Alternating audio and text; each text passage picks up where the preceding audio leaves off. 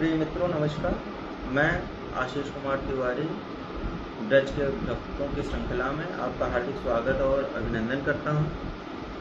आज हम सुनाएंगे आपको श्री हरिदास बाबा जी गोविंद कुंड गोवर्धन की कथा।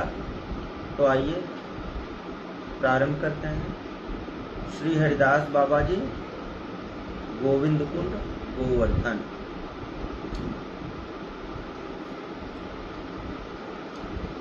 वृंदावन के दयालदास बाबा जी महाराज के शिष्य श्री हरिदास बाबा जी ने पहले 7-8 वर्ष आरिड ग्राम में, फिर 10 वर्ष गोविंद कुंड में, फिर 5 वर्ष पैठा ग्राम में और अंत में 6 वर्ष जतिपुरा में रहकर भजन किया।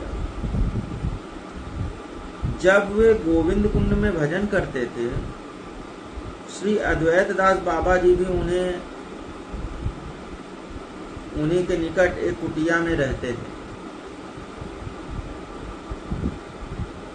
वे उनकी बाह्य और आंतरिक दशा से भलीभांति परिचित थे।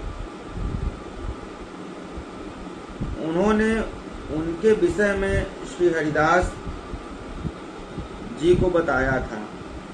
उसका उल्लेख उन्होंने गौड़ी वैष्णव जीवन में इस प्रकार किया है।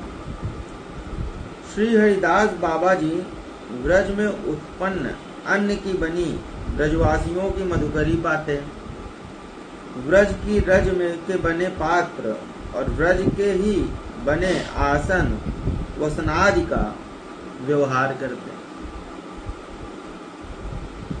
अपने को नीचाति नीच जान भीति से सबसे दूर रहकर एकांत में भजन करते।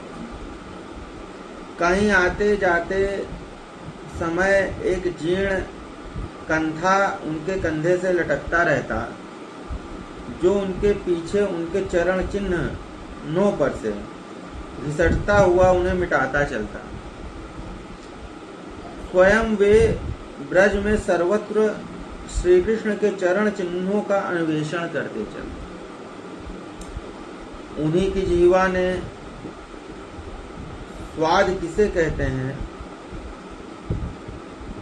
कभी नहीं जाना। यदि कोई उनके पास मिष्ठान आदि प्रसाद लेकर आया तो उसे बड़े आदर से ग्रहण करते हैं।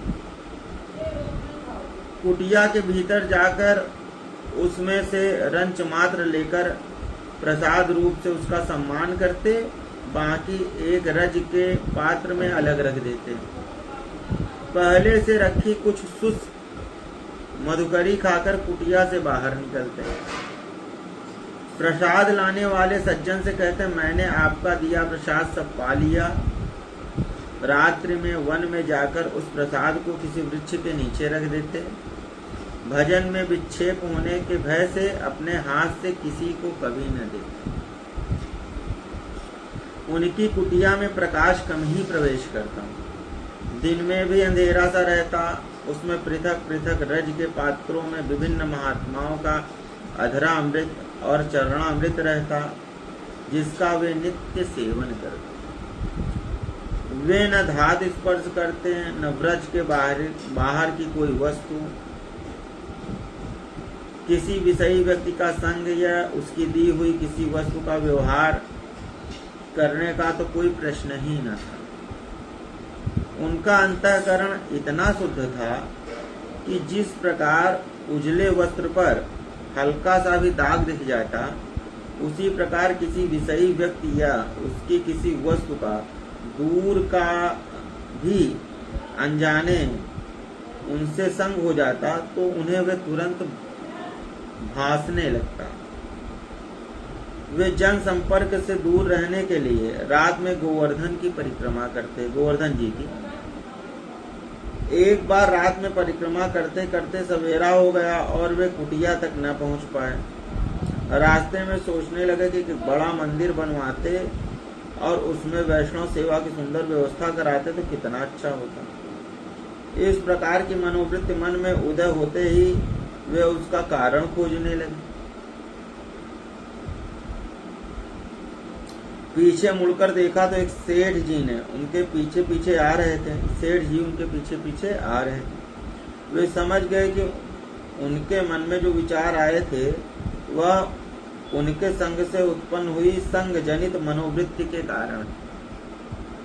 एक दिन उन्होंने स्वप्न देखा कि एक मनुष्य ने एक दूसरे मनुष्य के शरीर की सारी खाल उधेड़ दी। अन्वेषण करने पर पता चला कि उनके पूर्व दिन उन्होंने जो एक ब्रजवासी पुजारी की दी हुई मदगरी खाई थी वह उसने एक क्षेत्र से लाकर उन्हें दी थी। क्षेत्र इलाहाबाद के एक डॉक्टर द्वारा चलाया जा रहा था। उसका अन्न खाने से जो अन्न जनित मनोवृत्ति उत्पन्न हुई थी वही उनके स्वप्न का कारण थी। हरिदास बाबा सदा भावोन्मत्त रहते और उसी दृष्टि से जगत को देखते थे। एक दिन ज्येष्ठ मास में भरी दोपहरी में कुटिया से निकलकर उत्तम गिरि तट से होते हुए कहीं दूर शौच को गए। अद्वैत दास बाबा ने उन्हें आते देखा। 2 घंटे बीत गए फिर भी उन्हें लौटा न देख वे उनकी खोज में निकले। थोड़ी दूर जाकर देखा कि वे धूप में शांत और निस्पंद अवस्था में खड़े हैं। उनके दोनों नेत्रों से अश्रु प्रवाहित हो रहे हैं और बीच बीच में शरीर कंपायमान हो रहा है। अद्वैत दास बाबा जी ने जान लिया कि वे किसी भाव में डूबे हैं, इसलिए उनके निकट न जाकर वे अपनी कुटिया को लौट गए। जब बाबा लौटे तो उन्होंने पूछा, बाबा आज सोच में इतनी देर क्यों लगी? उन्होंने कहा, क्या बताऊं, इतने दिनों से श्री गिरिराज ने अपने चरणों में आश्रय दे रखा है, पर आज तक किसी गधे का सा भी भाव नहीं दिया। चलो तुम्हें दिखाऊं तो तुम समझोगे। वे अद्वैत दास बाबा जी को उसी स्थान पर ले गए जहां उन्हें भाव मुद्रा में खड़े देखा था। एक गधे की ओर इंगित करते हुए उन्होंने कहा कि यह देखो। फिर बोले, देखा? क्या देखा? यही कि गधा कीचड़ में लौट रहा है। अद्वैत दास बाबा जी ने कहा। हरिदास जी ने प्रेमावेश में एक थप्पड़ मारने का सा उद्यम कर उनके सिर पर हाथ फेरते हुए कहा, बस यही? तब वे समझ गए कि ये क्या कहना चाह रहे हैं। श्री राधा कृष्ण के चरण धूल समझ गधा प्रेमावेश में रज में लोटपोट हो रहा है। हरिदास जी कुछ दिन एरावत कुंड में दाहिनी ओर वनखंडी में रहे थे। एक दिन संध्या समय जब वे जतपुरा से मधुकरी कर लौट रहे थे, रास्ते के ठीक बगल में एक बाघ बैठा था। वे श्री कृष्ण चैतन्य प्रभु नित्यानंद इत्यादि नाम करते करते भावमग्न अवस्था में चले जा रहे थे। उसी अवस्था में नाम करते करते बाघ के सामने से निकल आए, फिर भी उसकी ओर लक्ष्य नहीं किया, मानो बाघ भी नाम ध्वनि सुन आविष्ट जैसा चुपचाप बैठा रहा। जब वे कुछ आगे निकल आए, उन्हें ध्यान आया कि पथ में कोई जानवर बैठा था। उन्होंने सुन रखा था कि वहां बाघ रहता है, इसलिए उन्हें फिरकर देखने का कौतूहल हुआ। उन्होंने उलटकर देखा तो सचमुच बाघ बैठा था। उन्हें यह जानकर आश्चर्य हुआ कि वे उसके मुख के सामने से चले आए और वह जड़वत बैठा रहा। गोविंद कुंड में रहते समय एक 25 वर्ष का ब्रजवासी ब्राह्मण उनकी शरण में आया और उनसे गुरु दीक्षा देने का आग्रह किया। वे ब्रजवासी मात्र में गुरु बुद्धि रखते थे, तो इस ब्राह्मण को दीक्षा कैसे देते? उन्होंने विनय पूर्वक अपनी असमर्थता प्रकट कर दी। फिर भी ब्राह्मण उनकी एकांत शरण में पड़ा रहा। अंत में उन्होंने उसे गुरु सेवा बुद्धि से उपदेश देकर दीक्षा और वेश प्रदान किया। नाम रखा श्री हरे कृष्ण दास, पर उन्होंने किसी दिन हरे कृष्ण दास की सेवा स्वीकार नहीं की। हरे कृष्ण दास जी से गुरुदेव के अप्रगट होने के पश्चात उनका विरह सहन न हुआ।